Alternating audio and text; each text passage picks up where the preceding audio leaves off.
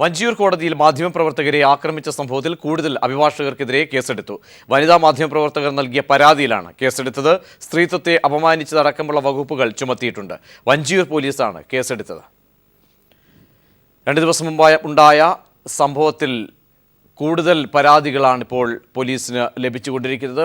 ഇതിൻ്റെ അടിസ്ഥാനത്തിലാണ് കൂടുതൽ അഭിഭാഷകർക്കെതിരെ കേസ് വഞ്ചിയൂർ പോലീസ് എടുത്തിരിക്കുന്നത്. വിവിധ വകുപ്പുകൾ ചുമത്തിയാണ് പോലീസ് കേസെടുത്തിരിക്കുന്നത്. വനിതാ മാധ്യമപ്രവർത്തകർ നൽകിയ പരാതിയിലാണ് കേസെടുത്തത്. സ്ത്രീത്വത്തെ അപമാനിച്ചതടക്കമുള്ള വകുപ്പുകളും ഇവർക്കെതിരെ ചുമത്തിയിട്ടുണ്ട്. വാർത്തയിലെ വിശദാംശത്തിലേക്ക് എത്താം. മറ്റു വാർത്തകൾ പരിശോധിച്ച ശേഷം. People TV exclusive. Harippad medical college വിവാദത്തിൽ കൺസൾട്ടൻസി കരാർ അഴിമതിക്ക് പുറമെ ഹരിപ്പാട് മെഡിക്കൽ കോളേജ് അനുമതി സമ്പാദിച്ചതും വിവാദമാകുന്നു. നിലവിലുള്ള ചട്ടങ്ങൾ മറികടന്നാണ് മുൻ ആഭ്യന്തരമന്ത്രി പ്രവർത്തിച്ചതെന്ന് ഉമ്മൻചാണ്ടി തന്നെ സമ്മതിക്കുന്നു. ഇത് സത്യപ്രതിജ്ഞാ ലംഘനമാണെന്നും ആക്ഷേപം. ആലപ്പുഴ മെഡിക്കൽ കോളേജിന്റെ 12 കിലോമീറ്റർ മാത്രം അകലെ സർക്കാർ ചിലവിൽ സ്വകാര്യ മെഡിക്കൽ കോളേജിന് അനുമതി സമ്പാദിച്ചതിനെക്കുറിച്ചാണ് വിജിലൻസ് പ്രധാനമായിട്ടും അന്വേഷിച്ചു വരുന്നത്. സർക്കാർ മെഡിക്കൽ കോളേജ് ആശുപത്രിയുള്ള ജില്ലകളിൽ മറ്റൊരു മെഡിക്കൽ കോളേജ് ആശുപത്രി അനുവദിക്കാൻ പാടില്ല.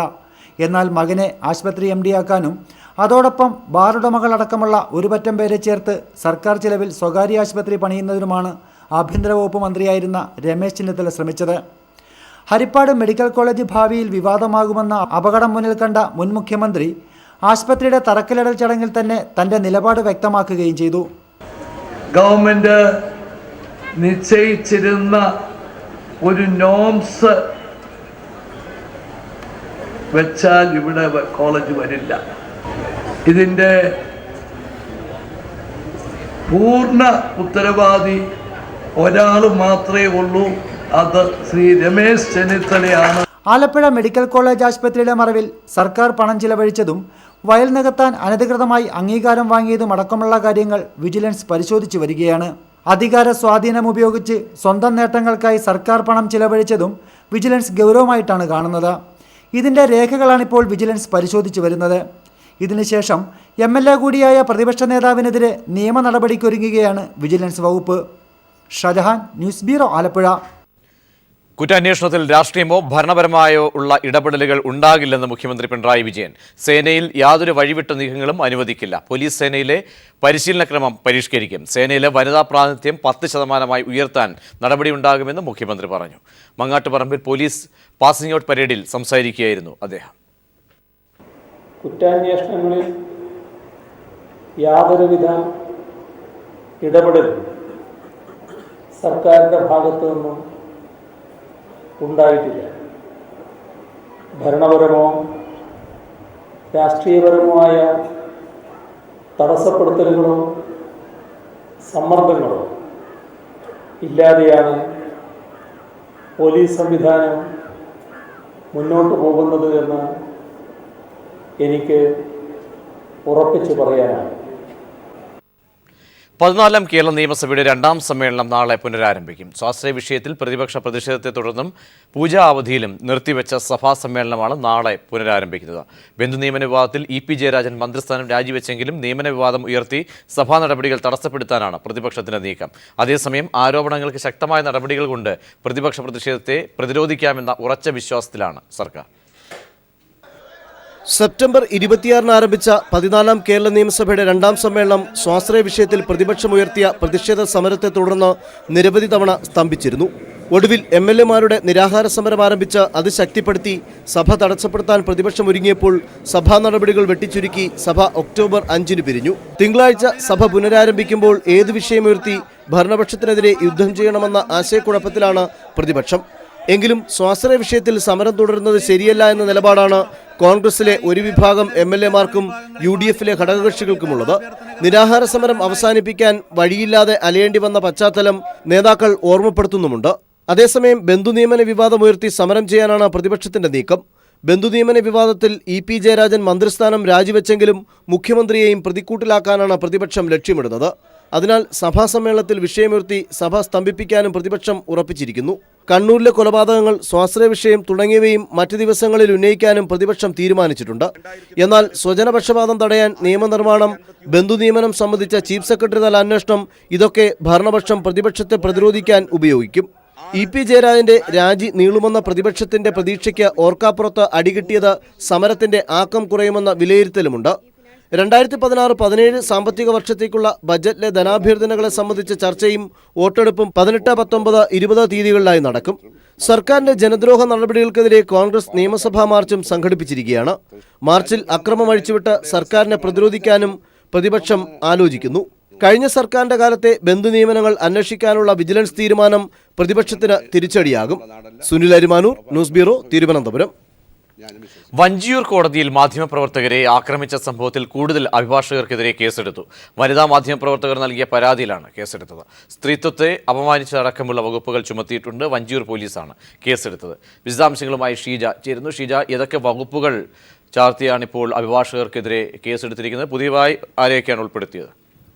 പ്രജീഷ്, ഇന്നിപ്പോൾ ഏതായാലും 2 വനിതാ മാധ്യമ പ്രവർത്തകർ നൽകിയ പരാതിയുടെ അടിസ്ഥാനത്തിലാണ് ഇന്നിപ്പോൾ കൂടുതൽ അഭിഭാഷകർക്കെതിരെ വഞ്ചിയൂർ പോലീസ് കേസെടുത്തിരിക്കുന്നത്. ഇതിൽ ഒരു സംഘം അഭിഭാഷകർക്കെതിരെ, കണ്ടാലറിയുന്ന ഒരു സംഘം അഭിഭാഷകർക്കെതിരെയാണ് വഞ്ചിയൂർ പോലീസ് കേസെടുത്തിരിക്കുന്നത്. കഴിഞ്ഞ ദിവസം നേരത്തെ തന്നെ ഇതുമായി ബന്ധപ്പെട്ട് ഒരു പരാതി ലഭിച്ചിരുന്നു. അതായത് 3 പരാതികളാണ് ആകെ മാധ്യമപ്രവർത്തകരുടെ ഭാഗത്ത് നിന്നും പോലീസിന് ലഭിച്ചിട്ടുള്ളത്. ഒന്ന് ന്യൂ ഇന്ത്യൻ എക്സ്പ്രസിന്റെ ലേഖകനായിട്ടുള്ള സുഭാഷ് നൽകിയ പരാതിയായിരുന്നു. അദ്ദേഹത്തെയായിരുന്നു അഭിഭാഷകർ സംഘം ചേർന്ന് മർദ്ദിച്ചത്. ഇതിൽ അദ്ദേഹം നൽകിയ പരാതിയുടെ അടിസ്ഥാനത്തിൽ കഴിഞ്ഞ ദിവസം 5 അഭിഭാഷകർക്കെതിരെയും അതോടൊപ്പം തന്നെ കണ്ടാലറിയുന്ന 5 മറ്റ് അഭിഭാഷകർക്കെതിരെയും കേസെടുത്തിരുന്നു.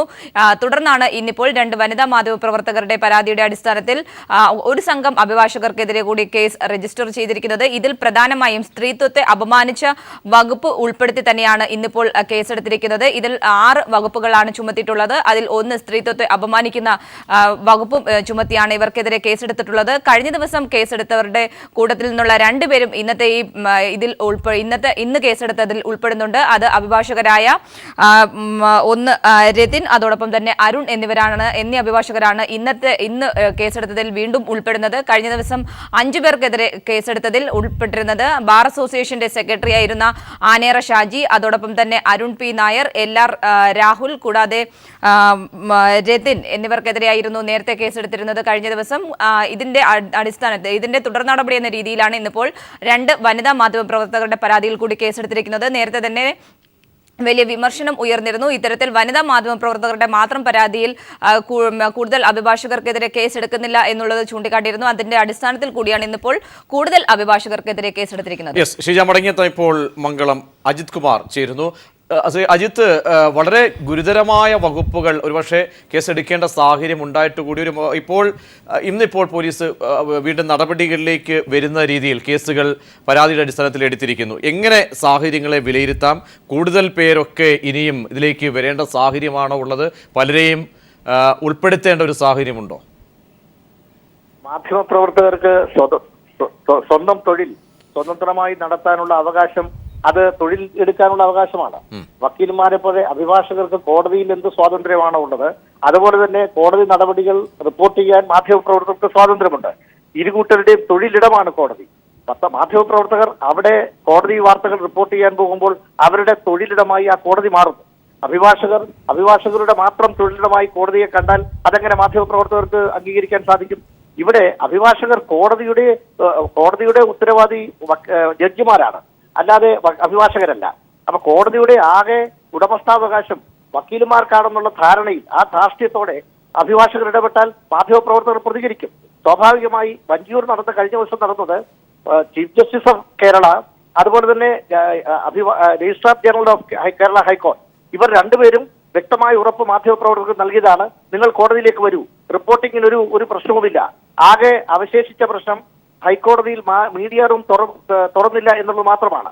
അതുകൊണ്ട് ഏത് കോടതിയിലും മാധ്യമപ്രവർത്തകർക്ക് പോയി കടന്നു കയറി റിപ്പോർട്ട് ചെയ്യാനുള്ള അവകാശം പുനഃസ്ഥാപിച്ചു എന്ന് പറഞ്ഞതിന് ശേഷം വഞ്ചിയൂർ കോടതിയിൽ ചെന്ന മാധ്യമപ്രവർത്തകരെ വളരെ മോശമായ രീതിയിൽ ആക്രമിക്കുക മാത്രമല്ല പുലഭ്യം പറയുകയും സ്ത്രീകളെ കടന്നാക്രമിക്കുകയും ചെയ്തത് ആർക്കാ ന്യായീകരിക്കാൻ കഴിയുക? അവർക്കെതിരെ എല്ലാമെതിരെ എത്ര അഭിഭാഷകർ അതിനകത്ത് ഇടപെട്ടോ?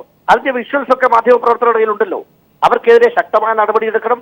സ്ത്രീകളെ അവമതിപ്പ് നടത്തി പുലഭ്യം പറഞ്ഞു, അതിനൊക്കെയുള്ള ശക്തമായ നടപടികളും ഗുരുതരമായ വകുപ്പുകൾ ചേർത്തുള്ള കേസുകൾ ഉണ്ടാകണം.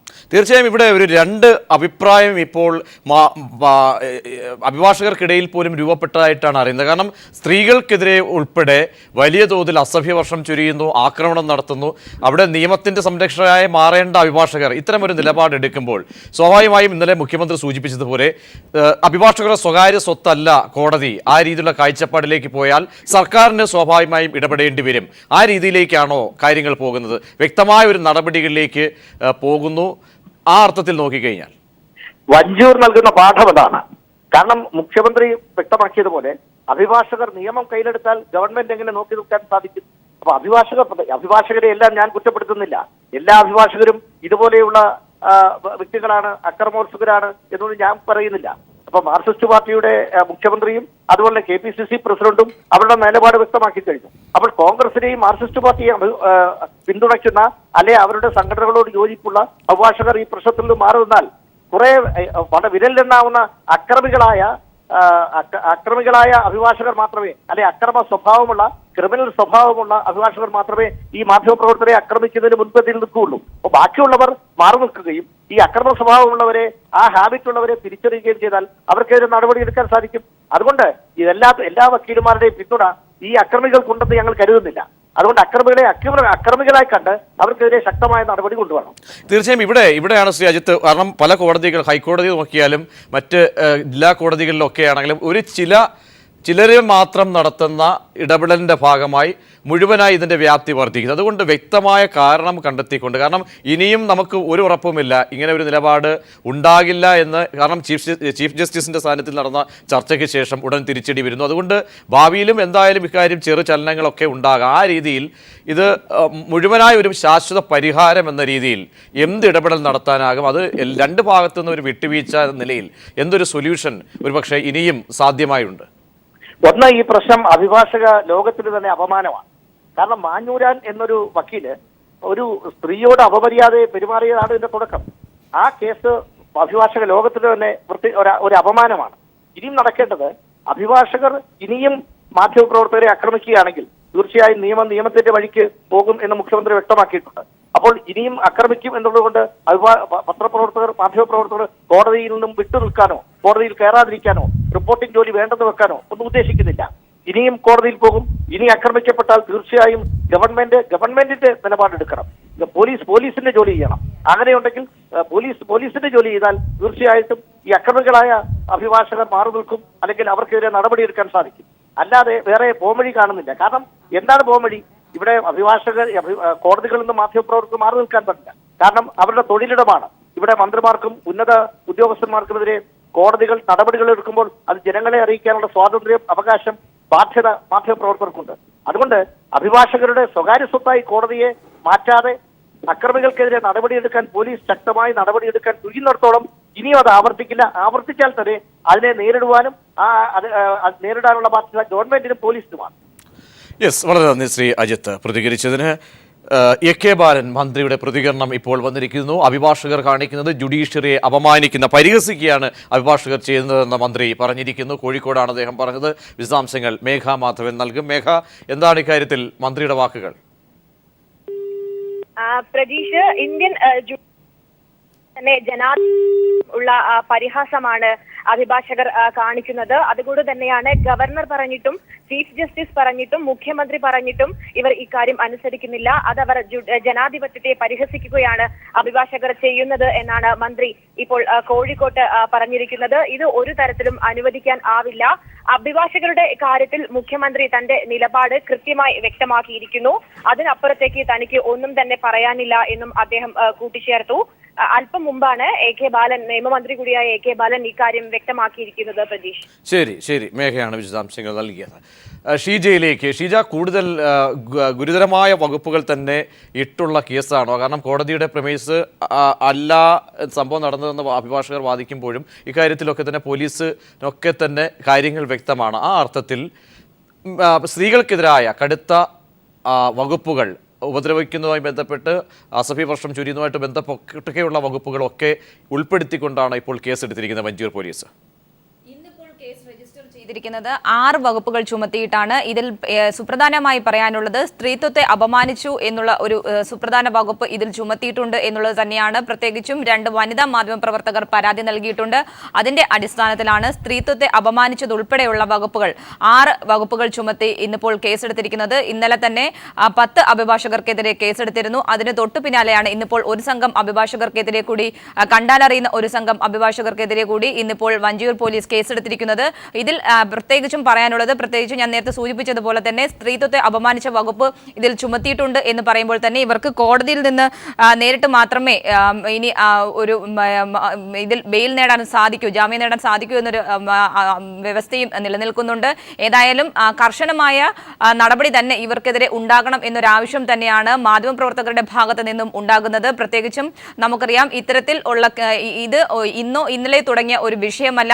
പ്രത്യേകിച്ചും ചീഫ് ജസ്റ്റിസിന്റെ വരെ ഉറപ്പുകളുടെ അടിസ്ഥാനത്തിലായിരുന്നു കഴിഞ്ഞ ദിവസം മാധ്യമപ്രവർത്തകർ വാർത്ത റിപ്പോർട്ട് ചെയ്യാൻ വേണ്ടി കോടതിയിലെത്തിയത്. നാളെ ഇനി വീണ്ടും ഈ കേസുകൾ പരിഗണിക്കുന്നുണ്ട്. അതുകൊണ്ട് തന്നെ നാളെ കോടതിയിൽ പോകുന്ന കാര്യത്തിലും ഇതിൽ വലിയ ആശയക്കുഴപ്പം നിലനിൽക്കുന്നു. നാളെ പോയാൽ എന്താകും അവസ്ഥ എന്നുള്ളതും വലിയ വിഷയമായി നിലനിൽക്കുകയാണ്. ഈ ഒരു സാഹചര്യത്തിൽ കൂടിയാണ് ഇപ്പോൾ പോലീസ് കേസെടുത്തിരിക്കുന്നത്. ഷിജയാണ് വിശദാംശങ്ങൾ നൽകിയത്. ബാർ ലൈസൻസ് അഴിമതിയിൽ കെ ബാബുവിനെ ചോദ്യം ചെയ്യും. ബാബു നേരിട്ട് ഹാജരാകാൻ ആവശ്യപ്പെട്ട് വിജിലൻസ് നോട്ടീസ് നൽകി. വ്യവസായി VM രാധാകൃഷ്ണൻ നൽകിയ പരാതിയിലാണ് നടപടി. സലി മുഹമ്മദ് ചേരുന്നു വിശദാംശങ്ങളുമായി. സലി, വിജിലൻസ് എപ്പോഴായിരിക്കും? നാളെ തന്നെ ചോദ്യം ചെയ്യും ബാബുവിനെ. പ്രതീക്ഷ, കഴിഞ്ഞ സർക്കാരിന്റെ കാലത്ത് ബിയർ പാർലർ അനുവദിച്ചതിൽ ക്രമക്കേട് നടന്നു എന്ന പരാതിയുമായി വിജിലൻസിനെ സമീപിച്ചത് പ്രമുഖ വ്യവസായി VM രാധാകൃഷ്ണനായിരുന്നു. ഈ പരാതിയിൽ വിജിലൻസ് സെൻട്രൽ റേഞ്ച് DYSP ഫിറോസും ഷെറീഫാണ് ത്വരിത പരിശോധന നടത്തിയത്. ഈ ത്വരിത പരിശോധനയിൽ രാധാകൃഷ്ണന്റെ പരാതിയിൽ കഴമ്പുണ്ടെന്നും അഴിമതിയും ക്രമക്കേടും നടന്നിട്ടുണ്ട് എന്നും പ്രാഥമിക പരിശോധനയിൽ കണ്ടെത്തുകയായിരുന്നു. ഇതിനെ തുടർന്നാണ് വിജിലൻസ് മൂവാറ്റുപുഴ വിജിലൻസ് കോടതിയിൽ ഒരു എഫ്ഐആർ രജിസ്റ്റർ ചെയ്തത്. ഈ എഫ്ഐആറിന്റെ ചുവട് പിടിച്ചാണ് ഇപ്പോൾ ബാബുവിനെ ചോദ്യം ചെയ്യുന്ന ഘട്ടത്തിലേക്ക് കടന്നിരിക്കുന്നത്. ചോദ്യം ചെയ്യലിന് വിധേയനാകാൻ ആവശ്യപ്പെട്ട് നോട്ടീസ് നൽകിയിട്ടുണ്ട് ബാബുവിന്. ഇന്ന് ഹാജരാകാനാണ് ആവശ്യപ്പെട്ടുള്ള നോട്ടീസ് കൈമാറിയത്. എന്നാൽ ഇന്ന് ചില അസൗകര്യങ്ങൾ അറിയിച്ചതിനെ തുടർന്ന് നാളെ രാവിലെ വിജിലൻസിന്റെ സെൻട്രൽ റേഞ്ച് ഓഫീസിൽ ഹാജരാകാനാണ് ഇപ്പോൾ ബാബുവിനോട് നിർദ്ദേശിച്ചിരിക്കുന്നത്. ഈ കേസിന്റെ പശ്ചാത്തലം ഇങ്ങനെയാണ്. കഴിഞ്ഞ സർക്കാരിന്റെ കാലത്ത് ബിയർ പാർലർ അനുവദിച്ചതിൽ വലിയ ക്രമക്കേട് നടന്നു. മാത്രമല്ല, ഈ ലൈസൻസ് അനുവദിക്കുന്നതുമായി ബന്ധപ്പെട്ട് ലഭിച്ച അപേക്ഷകളിൽ ചില അപേക്ഷകളിൽ യഥാസമയം തീരുമാനമെടുക്കാതെ മാസങ്ങളോളം വൈകിച്ചു.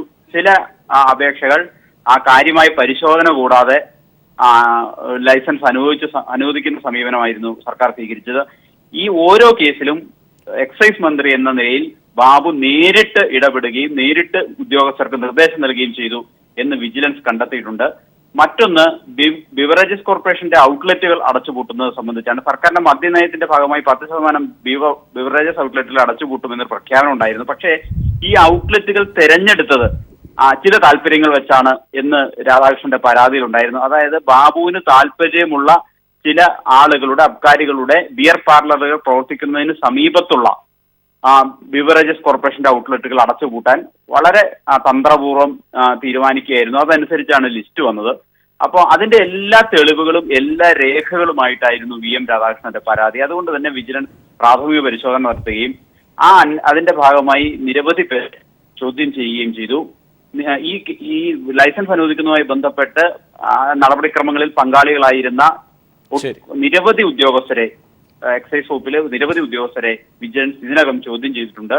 ഒപ്പം തന്നെ അന്ന് ബാർ അസോസിയേഷൻ പ്രസിഡന്റായിരുന്ന ധനേഷിനെയും ചോദ്യം ചെയ്തിരുന്നു. ധനേഷ് നൽകിയ പരാതി വ്യക്തമാണ്. സാലിയാണ് വിശദാംശങ്ങൾ കൊച്ചിയിൽ നിന്ന് നൽകിയത്. നാളെ കെ ബാബുവിനെ ബാർ ലൈസൻസ് അനുവദിച്ചതുമായി ബന്ധപ്പെട്ട ക്രമക്കേടിൽ ചോദ്യം ചെയ്യും. പാകിസ്ഥാൻ വീണ്ടും വെടിനിർത്തൽ കരാർ ലംഘിച്ചു. കശ്മീരിലെ നൌഷേര സെക്ടറിൽ 4 ഇന്ത്യൻ പോസ്റ്റുകൾക്ക് നേരെ പാകിസ്ഥാൻ വെടിയുതിർത്തു. സന്തോഷ് സർലിംഗ് ചേരുന്നു. സന്തോഷ്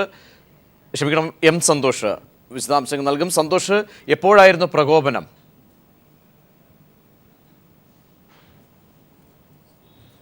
പ്രജീഷ്, ഇന്ത്യ നടത്തിയ സർജിക്കൽ സ്ട്രൈക്കിന് ശേഷം തുടർച്ചയായി പാകിസ്ഥാന്റെ ഭാഗത്തു നിന്നും വെടിനിർത്തൽ കരാർ ലംഘിക്കുന്ന ഒരു സമീപനമാണ് ഉണ്ടാകുന്നത്. ഇന്ന് പുലർച്ചെയാണ് നൌഷാര മേഖലയിൽ ഇന്ത്യയുടെ സൈനിക പോസ്റ്റുകൾക്ക് നേരെ പാകിസ്ഥാൻ വെടിയുതിർത്തത്. ഒരു പ്രകോപനവുമില്ലാതെയായിരുന്നു പാകിസ്ഥാന്റെ ഭാഗത്തു നിന്നും ഇത്തരത്തിലുള്ള ഒരു നടപടി ഉണ്ടായത്. ഇന്ത്യ അതേ നാണയത്തിൽ തന്നെ തിരിച്ചടിക്കുന്ന ഒരു സ്ഥിതിവിശേഷവും ഉണ്ടായി. ഇപ്പോഴും സ്ഥലത്ത് ഈ മേഖലയിൽ വെടിവെപ്പ് ചെറിയ രീതിയിൽ തുടരുന്നു എന്നാണ് അറിയാൻ കഴിയുന്നത്. സൈന്യം നൽകുന്ന വിശദീകരണം അനുസരിച്ച് ആളപായം ഇതുവരെ സൈനികർക്ക് പരിക്കേറ്റതായുള്ള റിപ്പോർട്ടുകളില്ല. ഏതായാലും ഈ സർജിക്കൽ സ്ട്രൈക്കിന് ശേഷം ഒരു ഡസനിലധികം വെടിനിർത്തൽ കരാർ ലംഘനങ്ങളാണ് പാകിസ്ഥാന്റെ ഭാഗത്തു നിന്നും ഉണ്ടായത് എന്നുള്ളത് വളരെ ശ്രദ്ധേയമാണ്. ഏതായാലും ഇന്ത്യയും ആ രീതിയിൽ തന്നെ തിരിച്ചടി തുടരുന്നു. അതോടൊപ്പം തന്നെ ഗോവയിൽ ചേരുന്ന ബ്രിക്സ് ഉച്ചകോടിയിൽ വെച്ച് അന്താരാഷ്ട്ര സമൂഹത്തിന്റെ പിന്തുണ തീവ്രവാദത്തിന് എതിരായ ഈ ഒരു ചെറുത്തുനിൽപ്പിൽ ഇന്ത്യ നേടിയെടുക്കാനുള്ള ഒരു ശ്രമം നടക്കുന്നുണ്ട്. അതിന്റെ ഇടയിൽ തന്നെയാണ് ഇപ്പോൾ പാകിസ്ഥാൻ ഇത്തരത്തിൽ വെടിനിർത്തൽ കരാർ ലംഘനം നടത്തി പ്രകോപനം സൃഷ്ടിച്ചുകൊണ്ടിരിക്കുന്നത്. ഏതായാലും ബ്രിക്സ് ഉച്ചകോടിയുടെ ഭാഗമായി ചേരുന്ന പ്ലീനറി സമ്മേളനത്തിൽ ഉൾപ്പെടെ പാകിസ്ഥാനെതിരെയും തീവ്രവാദത്തിനെതിരെയും അന്താരാഷ്ട്ര സമൂഹത്തിന്റെ ഒരു പിന്തുണ ആർജിച്ച് എടുക്കാനുള്ള ശ്രമമാണ് ഇപ്പോൾ ഇന്ത്യ തുടരുന്നത്. പ്രജീഷ്, സന്തോഷാണ് വിശദാംശങ്ങൾ നൽകിയത്.